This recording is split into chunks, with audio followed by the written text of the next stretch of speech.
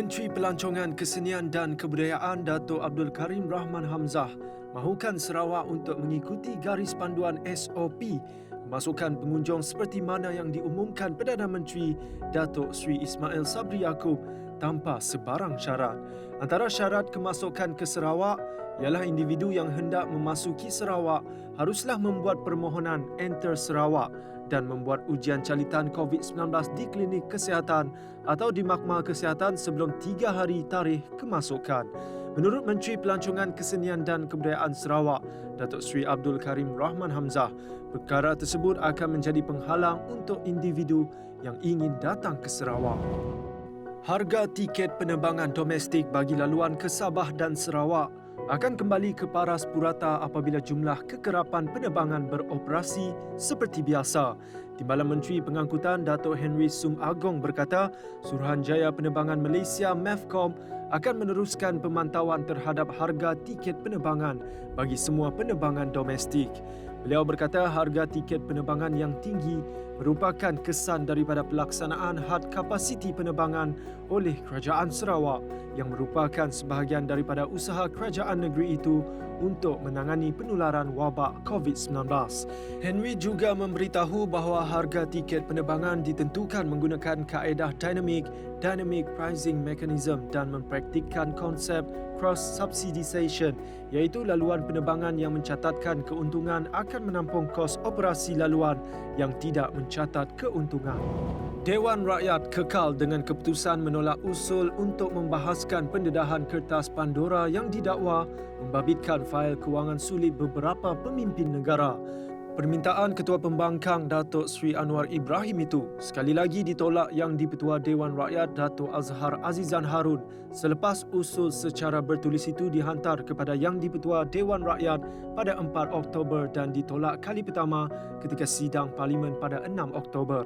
Azhar berkata penolakan kali kedua bagi usul di bawah Anwar di bawah Peraturan 90/1 dan 90/2 Peraturan Majlis Mesyuarat Dewan Rakyat kerana ia tidak lengkap.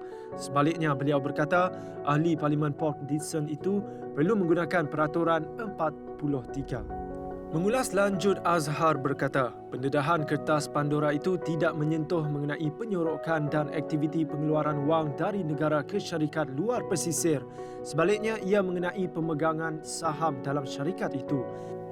Penjelasan Azhar bagaimanapun dipersoalkan Anwar yang menyifatkan Yang di-Pertua Dewan Rakyat itu bertindak seolah-olah seperti seorang peguam kepada individu yang dikaitkan dengan pendedahan itu. Namun Azhar menepis tuduhan itu dengan menegaskan beliau hanya menjelaskan dan memperbetulkan fakta yang dibangkitkan Anwar.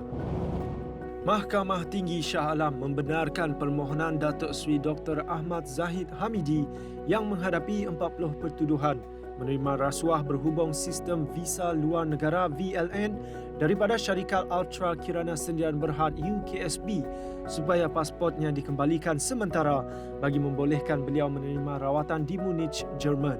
Permohonan itu dibuat di hadapan Hakim Datuk Muhammad Yazid Mustafa. Datuk Ahmad Zaidi Zainal yang mewakili bekas timbalan Perdana Menteri itu memaklumkan permohonan tersebut adalah perkara sama yang dibuat anak guamnya yang menderita sakit belakang serta leher dan perlu mendapatkan rawatan daripada pakar terkemuka Jerman di Mahkamah Tinggi Kuala Lumpur minggu lepas. Pelepasan sementara pasport itu tidak akan mengganggu tarikh perbicaraan Ahmad Zahid yang ditetapkan pada 22 Oktober depan. Ahmad Zahid, 68 tahun, berdepan 33 pertuduhan menerima suapan berjumlah 13.56 juta dolar Singapura daripada UKSB sebagai dorongan untuk dirinya selaku pegawai badan awam iaitu Menteri Dalam Negeri melanjutkan kontrak syarikat itu sebagai pengendali perkhidmatan OSC di China dan sistem VLN serta mengekalkan kontrak perjanjian untuk membekalkan sistem bersepadu VLN kepada syarikat sama oleh Kementerian Dalam Negeri. Bagi 7 lagi pertuduhan, Ahmad Zahid didakwa sebagai menteri sama telah mendapatkan untuk dirinya wang tunai $1,150,000 Singapura, RM3 juta, €15,000 dan $15,000 Amerika tanpa balasan daripada UKSB yang mempunyai kaitan dengan kerja rasmi beliau. Ahmad Zahid memohon pasportnya diserahkan pada 26 Oktober ini dan akan memulangkannya pada 21 November depan. Sejumlah 210,600 dos penggalak COVID-19 jenis Pfizer-BioNTech dari Belgium yang tiba di lapangan terbang antarabangsa Kuching pada Ahad hanyalah sebahagian daripada vaksin yang akan digunakan dalam program imunisasi COVID-19 kebangsaan untuk dos penggalak yang melibatkan golongan tertentu.